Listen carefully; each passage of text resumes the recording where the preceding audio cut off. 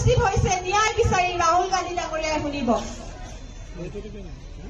ৰাহুল গান্ধী ডাঙৰীয়াই আমাক ৰাজনীতি কৰিবলৈ সপোন দেখাইছিলে।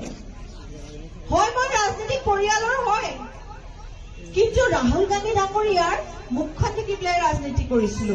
তেওঁ যেতিয়া কয় জড়ো মত, তেওঁ যেতিয়া কয় মহিলাও কে সাথ मैं हूं, তেতিয়া শক্তি পাইছিলো। কিবা আমাৰ এনেকুৱা লিডাৰ, আমাৰ লিডাৰে আমাক শক্তি দিছে, মহিলাক স্থান দিছে। আমাৰ লিডাৰে গমেই নাপায় কেনেধৰণৰ ষড়যন্ত্ৰ কৰে দলৰ মাজমজিয়াত।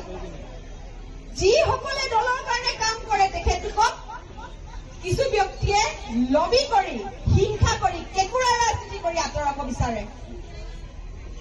10 মাহ ধৰি মই বনবাসত আছো, 10 মাহ ধৰি মই কোনো দলত নাই, মই বনবাস কাটি আছো।